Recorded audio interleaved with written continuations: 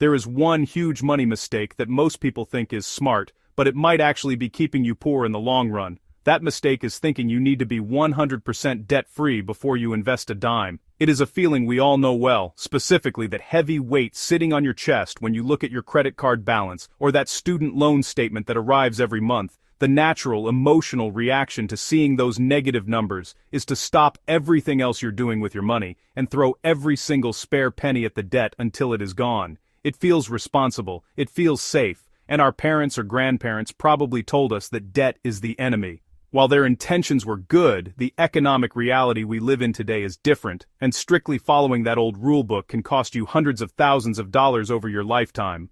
We need to start by understanding why this debate exists in the first place and why it confuses so many people. On one side, you have the peace of mind crowd who scream that you cannot build wealth if you owe money to anyone. On the other side, you have the math optimizers who say you should leverage debt to get rich.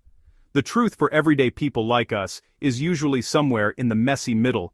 The problem with the pay off all debt first strategy is that it ignores the most powerful wealth building tool you have, which is time. If you wait until every single debt is paid off, including your mortgage or your car, you might not start investing until you are in your 40s or 50s. By then, you have missed decades of compound interest that you can never get back, and no amount of aggressive saving later can truly replace the time you lost in the market. To make the right decision, we have to strip away the emotion for a moment and look at the simple math of interest rates, because this is how the wealthy make their decisions. Imagine your money is an employee that you send out to work every day. If you use $1 to pay down debt, that dollar provides a return equal to the interest rate of that debt. For example, if you have a credit card with a 20% interest rate, paying off $100 of that balance saves you $20 over the course of a year. That is a guaranteed, risk-free 20% return on your money. In the investing world, a guaranteed 20% return is basically impossible to find, which makes paying off high-interest credit card debt an absolute no-brainer. In this specific scenario, the math screams at you to pay the debt because the fire of high interest is burning faster than you can build wealth elsewhere. However, the math changes completely when we look at cheap debt, like a mortgage or certain student loans that might have interest rates around 3, 4, or 5%. Let's say you have a mortgage at 4%. Every extra dollar you throw at that mortgage earns you a 4% return by saving you interest. But the stock market historically has returned an average of about 7 to 10% per year over the long run. This creates a gap that financial experts call arbitrage. If you can borrow money at 4% but invest it to earn 8%, you are keeping the difference.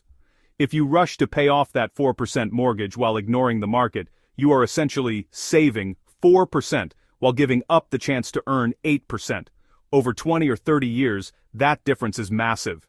This brings us to the crucial concept of opportunity cost, which is just a fancy economic term for what you are giving up when you make a choice. If you choose to aggressively pay down a low-interest student loan instead of putting money into a retirement account, the opportunity cost is the compound growth that money would have earned. Let's paint a picture of two people to make this real. Person A spends 10 years aggressively paying off their low-interest mortgage and invests nothing. Person B pays the minimum on their mortgage and invests $500 a month into the market. At the end of 10 years, Person A owns their house outright, which is great, but they have zero liquid cash for retirement. Person B still owes money on the house, but they have a growing investment portfolio that is compounding year after year. In almost every historical 10-year period, Person B ends up with a significantly higher net worth than Person A, even after subtracting the debt they still owe. Before we go deeper into the strategy of how to actually split your money, I want to take a quick second to ask for a huge favor. If you are finding this explanation helpful, and it is helping you see your money differently, please hit that like button and subscribe to the channel. It really helps us get these plain English money explanations out to more people who are struggling with these same decisions.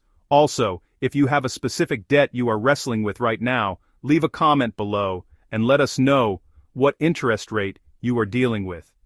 I love reading through your stories, and it helps me plan future videos. Now that we understand the math, we have to acknowledge the psychological side of money because we are humans, not calculators. Sometimes the wrong mathematical decision is the right decision for your life. If you have a debt that keeps you up at night, causes fights with your spouse, or gives you physical anxiety, the interest rate does not matter.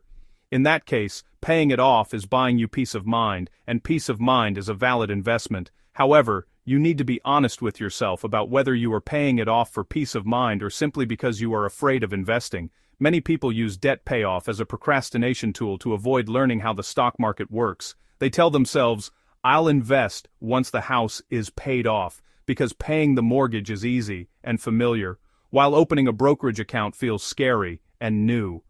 Do not let fear masquerade as financial responsibility. So, how do you actually decide where to send your paycheck this month? You should think of it like a waterfall or a flow chart. The very first bucket you need to fill, before you pay extra debt or invest heavily, is a small emergency fund. You cannot survive without a cash cushion because if your car breaks down while you are aggressively paying off debt, you will just have to go back into debt to fix it. Once you have that safety net, you look at your employer's 401k match if you have one.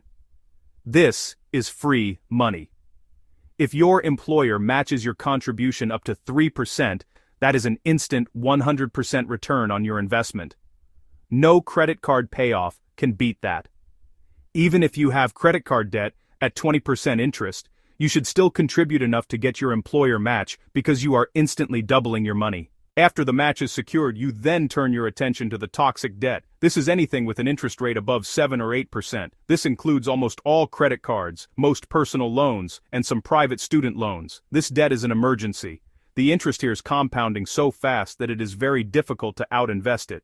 In this zone, you should be aggressive. Stop investing beyond the match, cut your expenses, sell things you do not need, and attack this debt with everything you have.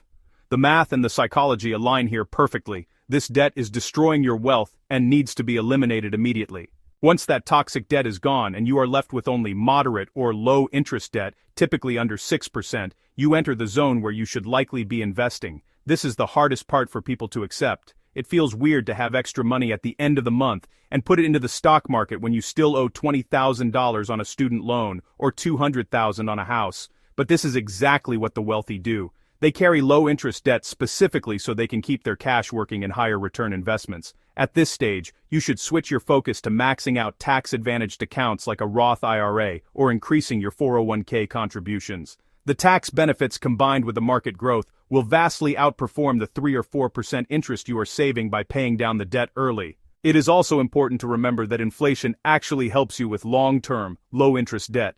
We talked about inflation in our grocery price video, and while it is terrible for your buying power at the supermarket, it is actually great for your mortgage. As inflation goes up over 10 or 20 years, the value of the dollar goes down. This means you are paying back the bank with dollars that are worth less than the dollars you borrowed. Meanwhile, your wages theoretically rise over time to match inflation. So, that fixed mortgage payment becomes a smaller and smaller percentage of your income, while the value of the asset, your home, usually goes up.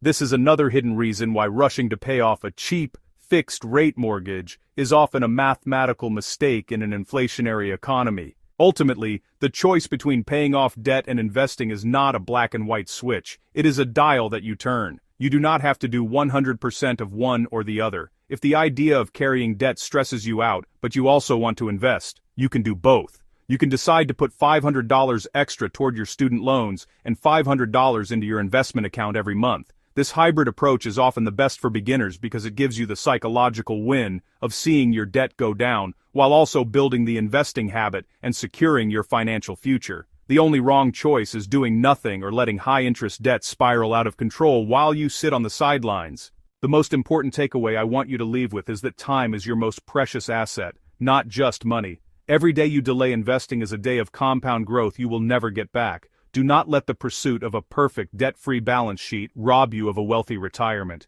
Evaluate your interest rates, understand the math, but respect your own psychology. If you can find that balance between eliminating toxic debt and investing for the future, you are going to be miles ahead of the average person who is just blindly following generic advice. Thank you so much for watching and hanging out with me today. I really hope this cleared up the confusion around debt and investing. If you found this helpful, please do not forget to give us a like and hit that subscribe button so you never miss a video. I want to hear from you in the comments.